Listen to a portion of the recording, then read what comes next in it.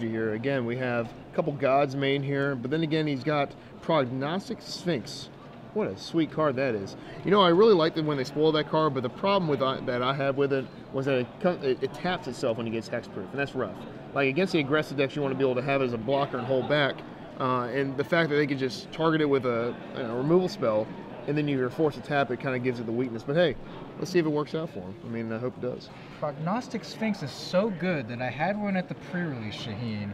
I put it on the table, I attacked with it, my opponent looks at me, and he says, "Are you going to scry?" I was like, what? It has scry? And indeed, when it attacks, it has scry 3. It does have scry 3. All right, so here we go. Both players starting off with a bunch of lands. Alex Krenik, Hallowed Fountain for the blue-white control, and an island, Jeff Hoogland. Okay, so Alex has started off with a mulligan to 5, so just getting lands down on the table is good for him. Right, yeah, and this is kind of an interesting matchup because even though this control mirror, Jeff's got a lot of like aggressive cards they can get out there. Frostborn Weird is a nearly wrathable by itself creature. You got to get rid of that thing. It can attack for a large chunk of damage here. Also, he has Ashiok, which is going to be a hot topic for us today. I'm not going to absorb this whole match with, you know, an Ashiok rant, but definitely after we're going to chat about that Planeswalker. So here's the said Frostborn Weird, the old 4 power for 2. Not too bad. We did see earlier Jeff tried to land a Thassa, God of the Sea, and Alex Krenik had to syncopate for it, exiling that. Has to get rid of that thing when it's on the stack. It's almost impossible to deal with once it's on the board. Right, yeah, and it's definitely, the creature's not the problem. It's that scrying every turn for the rest of the match starting on turn 3, that's got to be pretty good, so good counter there. And it looks like Alex is, with his mulligan, he still has, looks like he has a Revelation and another Syncopate, so he's not looking too bad.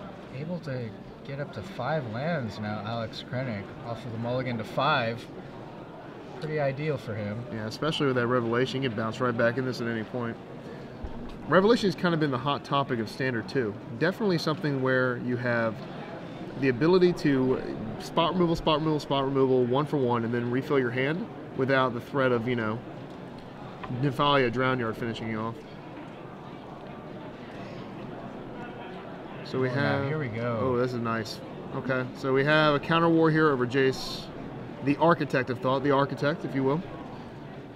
Obviously, wasn't a secret that this guy's going to be the Planeswalker after rotation. I think he's been good the whole time, but now he pretty much stands alone as the control Planeswalker in all control decks. So Jeff casts the Jace Architect of Thought. Alex fights back with another Syncopate, but Jeff Hoogland this time has the Is It Charm to counter Syncopate.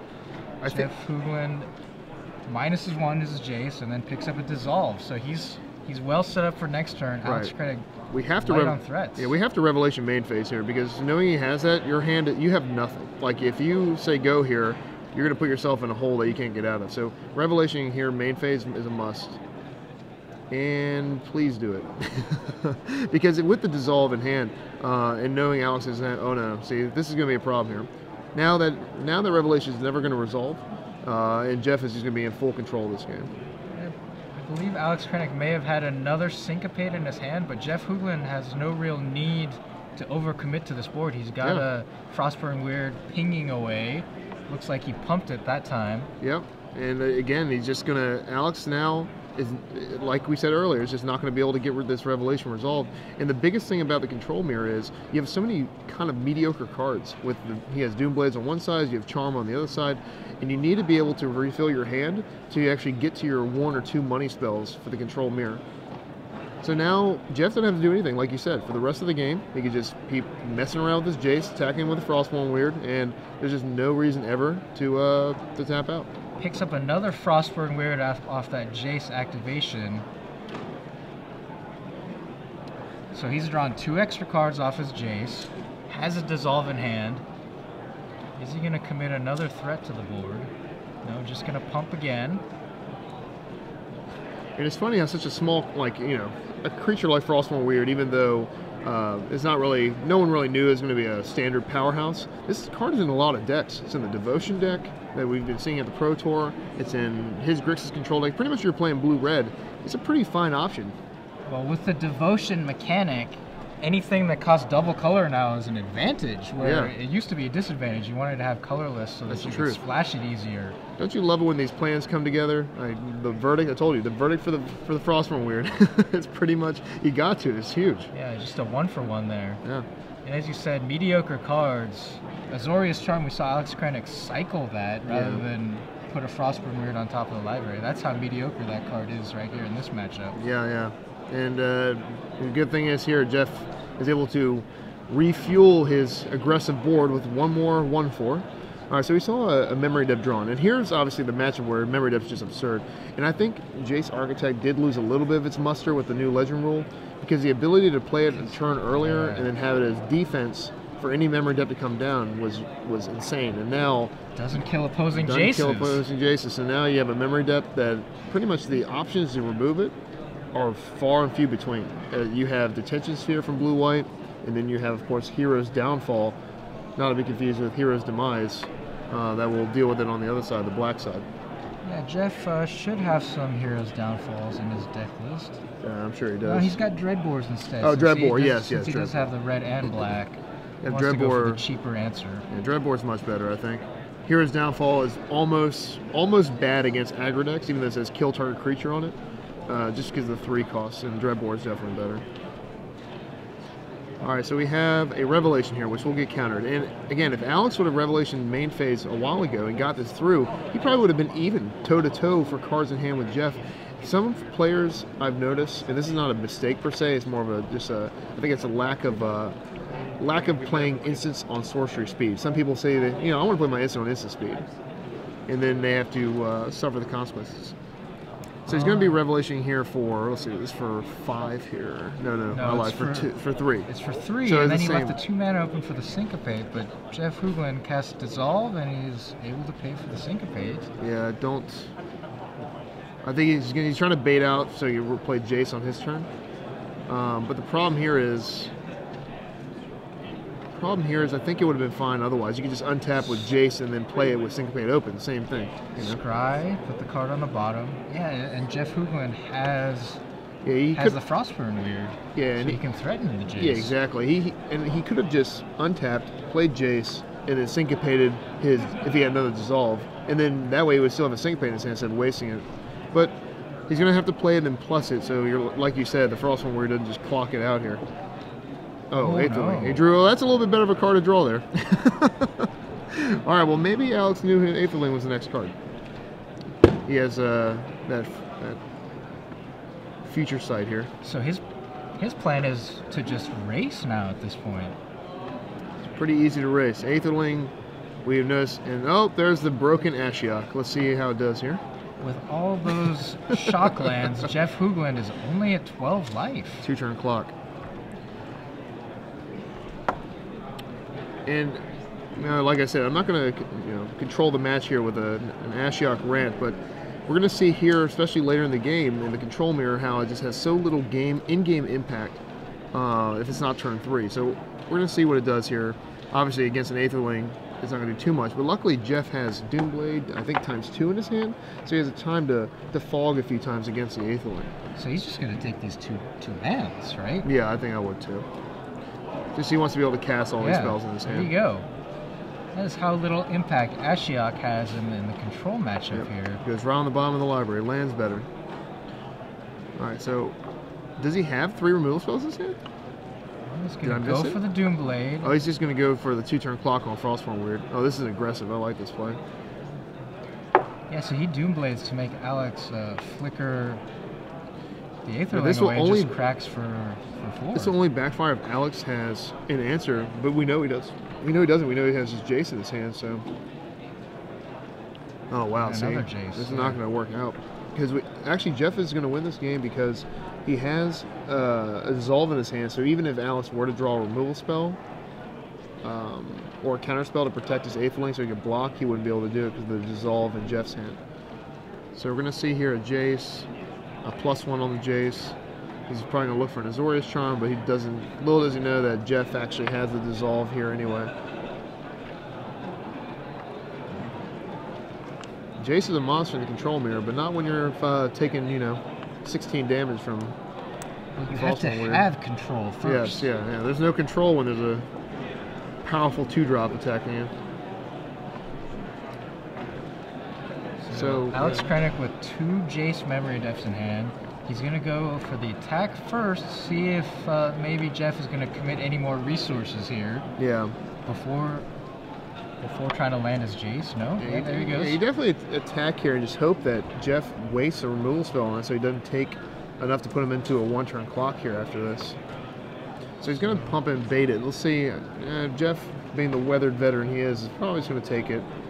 Knowing there's nothing that... That look on that face, he says, it's not going to kill me. Why do I care? Yeah. Control players definitely need to use their life total as a resource. That's their best resource. Because your cards are slower, they're clunkier, they don't fit curves most of the time. So you need to take some damage here and there to make sure that you can, as you said, take control later in the game. So until your life total is 0, control players are not... We ain't scared, you know what I'm saying? Alright, so he's going to pump more than once? That's fine. Committing some more mana to the pump, then he's not going to have... He's not going to have enough to Zori's Charm here. Out. Yeah, so now we're at no outs. But Alex doesn't know that Jeff has another removal spell. But still, it's very important to play to the outs that you do have. Right, yeah. Yeah, definitely should have just regardless of attacked what for 4. your opponent is doing. Yeah. Attacking for 4 here would have been best, because then you would have enough mana to blink, and then memory depth, and then hope to hit your... So he's just going to bluff. Now he's just hoping that Jeff does not have another removal spell to force the Aetherling out of the way. Right. This is a full bluff on his part, because... Still make him go through the attack and pump. Yeah, definitely. Pretend like he had the charm. Yeah. But Jeff having the dissolve knows that even if you have it, it doesn't matter. Pump it. Okay. Let's move on to game 2. Okay. So this matchup, I really think it's in Alex's favor when you look at the deck. And he did mulligan to 5, to be fair. But when you have a deck with 4 Jace memory depth in your main deck, that is a heck of an advantage against the other control players. Especially when you're on a normal hand where you're able to kind of interact early and kill a 1/4 for 2. I mean, your deck is blue-white control. You have tons of removal. And the only creature that you have to worry about is a Frostborn Weird. So very surprising that that card did so much damage to him in that game. But in the board, it looks like we have a Dispel, 2 negates that are coming in. We have Glare of Heresy, which is not good against Grixis, as we know. No white cards in that deck. We got Ratchet Bomb. I like Ratchet Bomb against control decks too, because if you're afraid of cards like Ashiok, if you're afraid of the Frostborn getting you again, it kills a lot of the earlier stuff, and it's just better than your removal spells that only hit creatures. So Ratchet Bomb can hit other players or other cards besides creatures. I have seen Ratchet Bomb go up to 6 and Nav and Elspeth's Son's Champion in a control mirror. Yeah, and I remember doing that back in the day when you're just cranking that up to 4 and 5 and hitting big planeswalkers. It's just it's a card that it's a little bit slow, but the control decks have definitely slowed down, because now control is crazy now. You actually have to kill your opponent. You have to actually kill them, or you have to minus 10 card them with Jace over and over and over. You can't just sit back with your lands that are uncounterable and mill them out. You actually have to put effort into your wins. So now you have time to Ratchet Bomb. You have time to tap out and resolve spells. You have time to actually play a game of Magic rather than just milling them out with lands. So Jeff Hoogland in his sideboard has a bunch of 1 and 2 drops looking like mostly against creature matchups, removal spells. But he can bring in 2 Thought Seizes, 2 Slaughter Games. If he's afraid of Jace Memory Adept and or Aetherling, Sphinx Revelation also. Fantastic card to bring in here. He's also got 2 Hammer of Perforos, so he can board into a little bit more of an aggressive stance with those. Yeah, watching how well Frostborn Weird did against him, you gotta imagine he's gonna bring Hammer in. He's also gonna bring in Hero's Downfall as 1 copy of that to add to the. Actually, well, he didn't see any Jace Memory deck. I mean, he's got to assume that this is a deck that plays that card. I would bring it in. Jace or Elspeth, he should be expecting. He's got Thought Seize too. There's a lot of things. What I've actually found difficult in the current metagame, especially after playing a lot of online Magic with control decks with Blue, White, Red, and Esper, is that you have too many cards to bring in usually because you can't board out your removal spell because your removal spell has planeswalkers. You can't board out all your turn and burns when you're playing against black-white because they have odds for that. They'll just clock you if you don't have an answer to it. So you're forced to leave in a lot of removal spells, which makes sideboarding a little bit trickier. So we'll see how they board here. Maybe Alex will be on a full grip here. We can see what he can do here. And even the sweepers, like Anger of the Gods, you kind of have to leave some in against Elspeth, right? Because Elspeth can spit out 3 tokens. Yeah, especially, and that's another reason why Ratchet Bomb's pretty good too. It's one of those that when you need it for the creatures, it's there. When you need it for the planeswalkers, it's there. He also has Pithy Needle on his board too, so there's lots of ways you can battle back and forth. So, Essence Scatter is also a card in the sideboard that's not too awful against control decks because it does counter a lot of creatures that are problems for you, like Aetherling. It's a huge problem. And a lot of times I like cards like that. I board in Negate against Red-Green a lot because they have multiple copies of the new Red-Green Planeswalker as well as Domri. And even though I can't counter their creatures, I still want to hold that to force me to say, oh, finally, you played one, now I'll counter, because those are the cards that really get you in the end. So Shaheen, I'm going to put you on the spot here and ask you a complicated rules question that a lot of people have been asking. Can Essence Scatter counter a god? Yes. Yes. At all times? Yes. That is correct. Can it level a creature? No. Like Cloudfin Raptor. It's not a god when it enters the battlefield. I'm glad I knew that one because I'm actually pretty bad with the rules, to be honest. You know, I was a level 1 judge once. Oh, you're talking about evolving a creature? Yeah. If you have enough devotion, it can. It can, but yes. very rarely do those decks have enough devotion when they're cast. Right, yeah. So he did bring in Pithy Needle. We see Alex with it. You know, they kept their 7. So we're going to see a good game here. I found with Blue-White Control, and I'm glad Alex is playing it, I think it's a sweet deck. I just don't like the limitations it has when it comes to widespread answers. You're pretty much banking on 4 Detention Sphere, which he has in his deck, to answer threats. There is literally nothing else that you can do to get rid of these problem things. You don't have the Hero's Downfall. You don't have Dreadbore. You don't have cards in red like Warleader's Helix where you can kill things and gain life. It's pretty much just one-dimensional. Alright, so let's see. We got our bomb here, and he did bring the Ratchet Bomb like I thought, because it's just better than a lot of the removal spells because it does lots of things.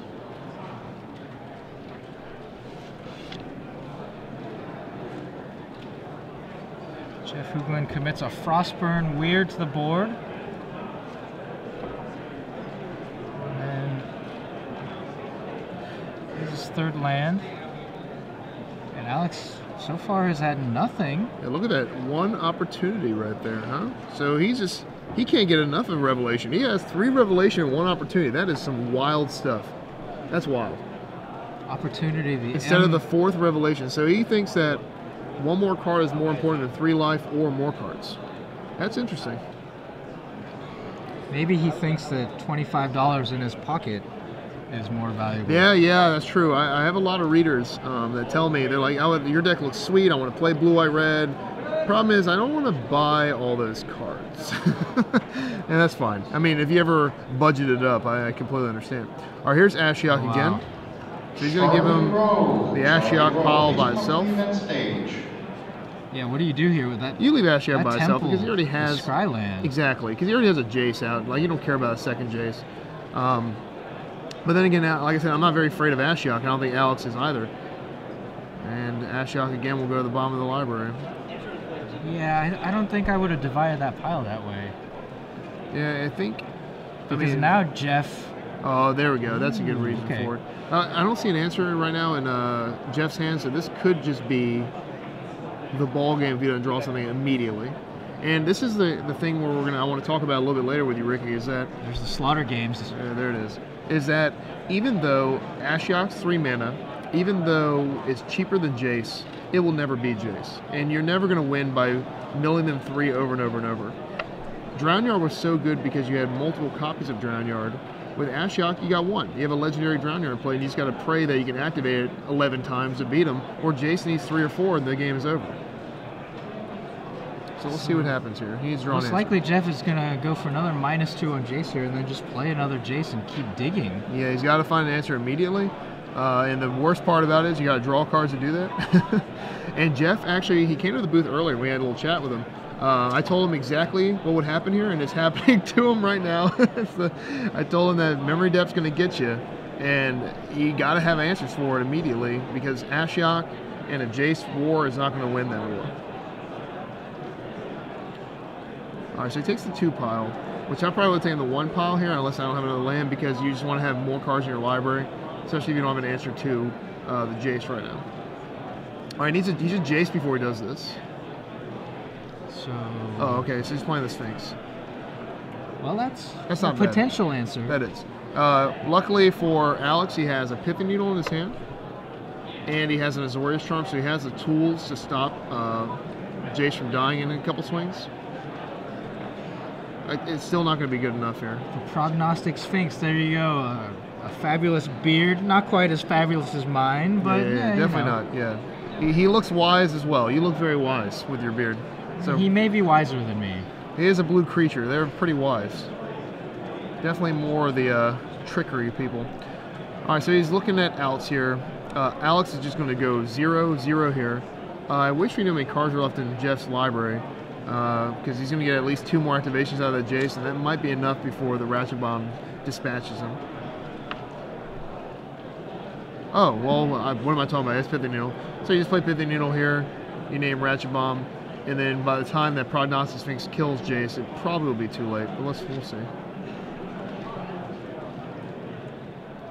Yeah, this is an important decision tree for Alex Krenik. Has to decide which is more important to stop, the Ratchet Bomb or the Prognostic Sphinx.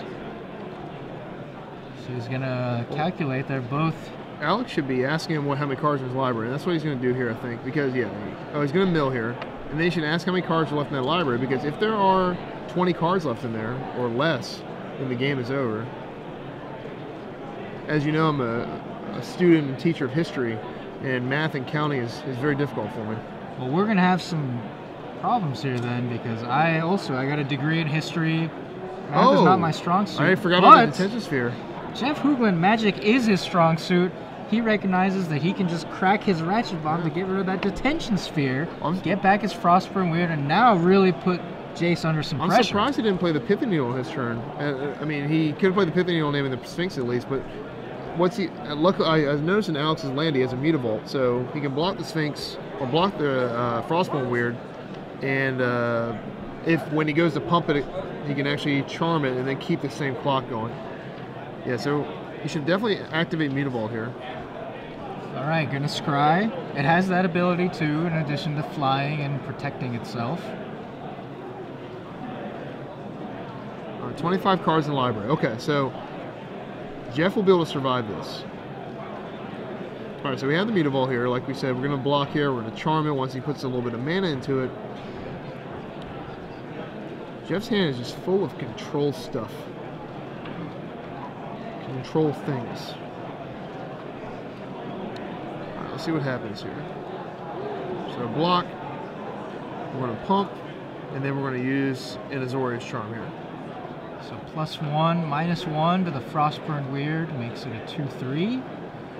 Threatens to kill the Mutavault, but... Oh, he's just going to discard a card, right? Does he... Yeah, that's... Did he... That's a bit of a surprise, so... Alex Krenik goes for Azorius Charm on the Prognostic Sphinx. Forces Jeff Hoogland to discard and give it hexproof, and his Mutavault dies. Man, that's tough. Maybe he thought... he must have not known about the hexproof ability. New cards, a lot of text. Yeah. I forgot about the scry. Perhaps Alex did not check up on that activated ability. And as we said, he also has the Pithing Needle in hand. He didn't use it to stop the Ratchet Bomb, didn't use it to stop the Sphinx. Yeah, so now that was a pretty deadly 2-for-1, because the discard actually is more like 2 for 0, because the card he discarded is pretty much nothing there. It's a no card, it's a land. So he's going to mill again, and I think Alex is not in the worst shape still, because he does have 4 Jace memory depth. So whenever he draws his next man's Jace memory depth, it should be the ball game. Yeah. All right, so in his hand, I think Alex has He has a revelation. He's got, I think, an opportunity. He's got a lot of expensive cards. And losing that Mutavault That's on deadly. that attack. Down to land now, Alex is. Yeah. Matter of fact, I probably would have plus Jace there just so he could hit land drops, because we know now that Jace, that particular one, is not going to win finish the job. Yeah, so there was a sequence there where after he blocked with the Mutavault, he could have Azorius Charm with Frostburn Weird, and then he could have, put Pithing Needle on Frostburn Weird and shut that down, and Mutavault would have been able to block it for days. Yeah, and he also had a Dissolve in his hand too, so he can actually counter on the way back down. So Alex now in a world of hurt. He's pretty much all in now on his 3 outer, another Jace Memory Adept, but also losing that Mutavault, he's going to have to draw a 5th land in addition to that. Definitely. So he needs a sequence here. I think he's got a little bit of time. Yeah, Alex is going to be able to dissolve whatever Jeff does here in order to scry to get a land drop here. But I don't think Jeff really needs to play much else on the board, because now that the Frostborn Weird is just, not only is Jace dying to the Sphinx, Frostborn Weird is now clocking him as well. So that's 7 damage there on the board. Yes. All right, here comes a Revelation for 1. Necessary. Oh, look at that. Good old cantrip. Alex can't help but smile at having to do that. There's a Jace. Well, he needs a land, and he needs Jeff to not have a counterspell here. Right, we need a main phase as Revelation for 1 now. Come on, main phase it for me. Come on, baby. Let's do this. Don't be afraid to cast instants on your turn. Well, if he's got the Jace, why not go for another Revelation at the end of turn? Well, if you do a main phase, if you hit an Azorius Guildgate, you lose pretty much. That's the problem. There's too many of these lands nowadays that come into play tapped, and you got to be able to do it on your turn. And even a shock land is pretty rough to play now that you're facing down all this damage. All right, so he's going to actually ignore that. He's going to go with the Pithing Needle Dissolve plan, which is fine too. Does Jeff have a Counterflux in his hand? He does. Needle that Frostburn Weird and cut down this clock a little bit. Yeah, I think you definitely don't counter this, because I think Jeff's only counterspell is that Counterflux. I think you let this resolve. All right, he does. So now Jeff Hoogland only doing 4 damage a turn. Alex has bought himself some time to find the resources he needs.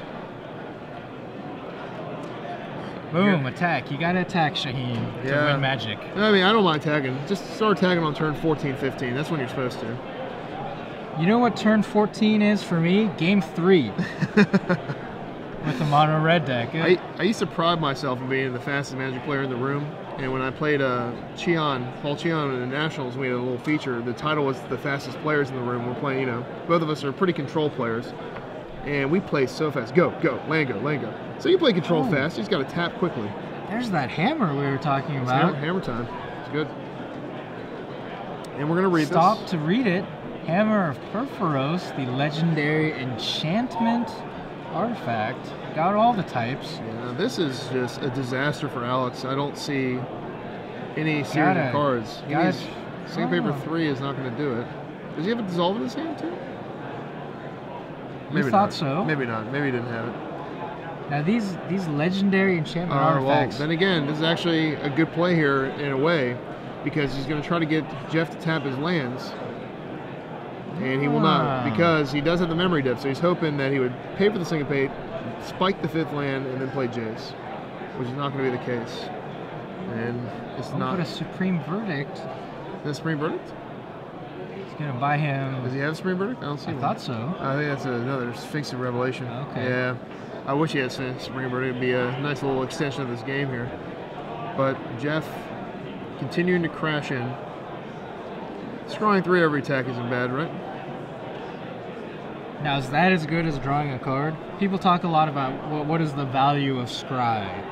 And someone mentioned it was like 0.3 cards for each. I've heard a lot of numbers. I've heard 0.3. I've heard half. I don't think so.